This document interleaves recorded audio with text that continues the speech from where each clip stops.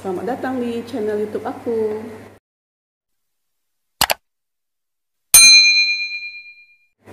Hari ini aku ingin berbagi pengalaman aku tentang speech delay, yaitu tentang keterlambatan bicara pada anak yang dialami juga oleh anak aku. Nah, aku cerita dikit ya Bun ya. Jadi memang anak aku itu dari dia bisa duduk 6 bulan atau 7 bulan, dia sudah aku kasih nonton YouTube. Nah, kayak Baby Shark gitu. Jadi dia lagi makan, kita kasih nonton YouTube. Ini anak aku nih. Halo. Jadinya setiap kita ada kerjaan, kita tinggalin dia dengan gadget. Jadi dia betah duduk di tempatnya. Itu sampai dia usia 1 tahun 8 bulan. Nah, jadi mungkin itu mempengaruhi juga kali ya, karena kan katanya nggak boleh kasih gadget. Tapi kita kan karena mau nggak mau terpaksa kasih gadget. Nah, jadi sampai ketika dia usia 1 tahun 5 bulan, suami aku itu keluar kota. Kebetulan kita tinggalnya cuma bertiga. Nah, jarang juga ketemu sama saudara, jarang banget gitu, karena rumahnya jauh-jauh. Nah, jadi pas dia usia 1 tahun 5 bulan, suami aku keluar kota, akunya tinggal berdua aja sama dia. Nah, jadi ya cuma aku aja yang ngomong terus ke dia. Jadi sambil masak, aku pun kasih dia nonton. Selain YouTube, dia juga nonton TV seperti Cocomelon, Super Jojo, Dave and Eva, itu aku kasih nonton.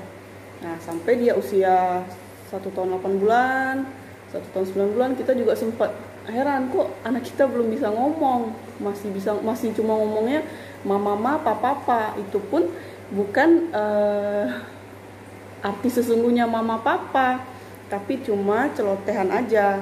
Nah, gitu. Jadi sampai kita udah cari-cari juga, udah browsing juga, tapi nggak sampai panik ya Bun ya, masih cari-cari informasi kenapa gitu. Sampai dia pas usianya udah mau 2 tahun dia sakit. Nah, di situ dia sakitnya pilek tiap malam atau tiap mau tidur di ruangan AC. Padahal siangnya dia nggak kenapa-kenapa, nggak ada pilek, nggak ada flu, nggak ada bersin-bersin, aman-aman aja. Cuma tiap posisi tidur. Nah, itu pun makanya kita bawa dia ke dokter. Nah, sekalian nih mumpung di sana aku tanyain ke dokternya, dok, anak saya kenapa ya sampai sekarang belum bisa ngomong gitu. Terus dokternya bilang, anak ibu dikasih gadget enggak? Nah, dikasih nonton TV enggak? Dia bilang. Aku bilang iya. Nah, dia bilang memang anak-anak itu kalau dikasih gadget berpengaruh ke terlambat ngomong gitu, terlambat bicara. Nah, dia bilang, saya lihat anak ibu masih aman, masih oke. Dia nggak autis ini. Nah, tinggal ibu banyak stimulan aja katanya. Banyakin baca buku cerita, menyanyi. Nah, ya bicaralah, banyakin bicara sama dianya. Terus juga jangan kasih nonton lagi, sama jangan kasih nonton YouTube. Nah, gitu Bun. Jadi setelah aku pulang dari dokter, aku cerita juga ke suami, kata dokter gimana. Nah, setelah itu besoknya kita udah mulai praktekkan. Nah, berikut poin-poin penting yang aku lakukan ya Bun ya. Itu selain baca buku cerita, aku tetap bacain dia buku cerita. Biasanya kan sebelum tidur. Terus aku tambahin siang. Nah, dia kan nggak nonton nih karena dikurang-kurangin nontonnya, nggak boleh nonton sering-sering. Jadi aku nggak hidupin TV. Jadi dia aku bacain buku cerita, terus main-mainannya sendiri. mau duduk, duduk. Aduh. Bisa duduk. Duduk. Tuh. Jadi selain baca buku cerita bun, ya kayak yang ini ya bunnya yang aku tunjukin, ini buku ceritanya dia banyak nih. Ceritanya banyak banget, udah banyak yang robek juga, udah aku buang juga. Nah, nih selain baca buku cerita, malam sebelum tidur, siang pas lagi dia main-main, aku bacain buku cerita juga sebentar. Terus sebelum tidur, nah ini yang paling penting nih bun, sebelum tidur siang, aku ajakin dia nyanyi. Nah kita nyanyi buat dia, seperti misalnya balonku ada 5 rupa-rupa warnanya. Jadi aku nyanyiin banyak lagu, dan sampai akhirnya aku nyanyiin lagu itu aku potong-potong. Misalnya balonku ada 5, aku bilang kayak gitu. Nah lama-lama dia mau respon bun. Nah jadi dia ketika aku nyanyiin balonku ada 5, dia yang jawab 5 gitu. Di sana aku wah ngefek betul gitu loh, senang gitu. Nah, jadi aku senang dia ada respon, berarti ini bagus, pertanda bagus gitu. Jadi setelah itu aku tetap nyanyiin, aktivitas aku tetap siang sebelum tidur dia nyanyi. Juga aku tunjukin, dia kan udah tahu ya bun ya, yang mana AC yang mana, kipas yang mana, lampu yang mana, udah banyak yang dia tahu, warna apa, warna merah yang mana, biru yang mana. Jadi aku juga ngajarin dia, bukan nunjukin lagi, tapi lebih ke nanya ke dia, ini warnanya apa dek? Nah, warna apa ini? Warna merah. Nah dia jawab nih, warna merah. Nah, itu kayak gitu bun. Jadi dia udah mau respon nih. Oh, jatuh deh. Ya, jadi kayak gini juga nih. Ini warna apa dek? Dinonya dek? Warna merah. Warna merah. Jadi dari situ dia udah banyak, udah mulai ada perubahan. Iya sebentar. Nah gitu ya bun ya. Jadi itu paling setelah aku terapin beberapa hari aja, dia udah mau nyambung lagu gitu. Jadi memang efektif menurut aku ya, nyanyi sama baca buku, dipancing-pancing dia supaya bisa ngomong gitu. Nah terus aku juga nambahin, dia memang jarang nonton TV jadinya ya sesudah dari dokter itu. Tapi kadang kan suami aku pulang kerja dia ngidupin TV, jadi aku pilih secara nggak langsung dia ikut nonton. Jadi aku pilih channel yang National Geographic yang tentang animal, tentang hewan-hewan. Nah dari situ lebih banyak lagi kemajuannya bun, karena dia suka hewan-hewan. Jadi kita tapi dibimbing ya bun ya, nontonnya ditemenin. Jadi pas lihat misalnya jerapah, kita kasih tahu itu jerapah dek, itu namanya jerapah. Nah yang itu gajah, yang itu zebra. Meskipun dia sebelumnya juga udah ada tabel mainan, tabel daftar hewan-hewan itu. Nah gitu bun. Jadi ketika dia lihat yang bergerak, apa sayang? Sebentar ya bun ya. Nah ini ya bun, tabel hewan yang aku bilang tadi. Aku juga ada beli stiker wallpaper nih, jadi di tempat tidur di kamar itu aku banyakin stiker dinding. Nah ya bun, tabel hewan yang aku bilang tadi, kita belinya udah lama sebelum dia bisa ngomong. Kita ajarin dia, kita kasih tahu kalau oh ini ayam, oh ini kodok gitu, sampai dia pun udah hafal gitu. Dan kita udah tinggal bisa nanya dia, dek yang ayam yang mana, kucing yang mana, anjing yang mana gitu. Dia tinggal tunjuk-tunjuk, udah tahu dia. Nah, semenjak ini nonton National Geographic itu dia lebih tertarik lagi gitu sama hewan-hewan. Jadi karena kan kalau nonton kan itu hewannya bergerak ya Bun ya. Jadi nggak tahu kenapa senang aja dia gitu. Jadi dia udah bisa bilang gajah, jerapah gitu Bun. Ya selain itu juga kita nanya balik lagi ke dia. Kalau misalnya ini apa nih Dek? Ini namanya apa? Kepiting gitu. Kalau tetap ngasih dia yang kalimat yang dipotong-potong gitu biar lebih cepat lagi dia belajar tuh Bun. Terus juga ini dia kan sering narik-narik tangan kita untuk ke sana atau ngambilin apa gitu. Jadi sama suami aku itu dia marah.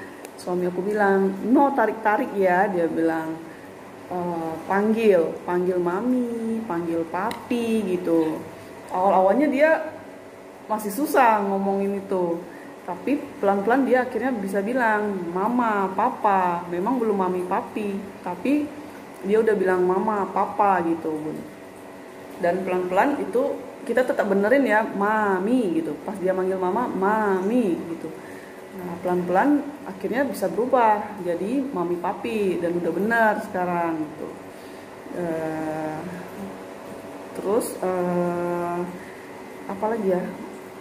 Aku juga kalau dia punya mainan, aku juga sering bilang ke dia, ini warnanya apa mainannya? Terus ada berapa buah? Jadi sekalian dia belajar juga kan Bun ya. Sebelum tidur juga aku sering mancing-mancingnya dengan angka-angka juga. Kayak misalnya berhitung 1, 2, 3. Nah sekarang pun dia udah bisa gitu nyambungin kalimat kita. 1, 2 dia bilang. Kadang dia juga bisa asal-asalan juga. Ketika lihat sesuatu dia bilang itu 2 dia bilang 2 padahal ada 4. Jadi kita benerin lagi, itu ada 4 loh, coba hitung lagi 1, 2, 3, 4 gitu. Itu Bun. Juga apa ya, juga sebutin juga anggota tubuh sebelum tidur itu. Aku sering, pokoknya sebelum dia tidur siang itu paling sering, selain nyanyi, liatin sekeliling apa aja yang ada isi di dalam kamar. Terus anggota tubuh, mata, hidung, mulut. Nah, aku kasih potongan-potongan kata gitu Bun.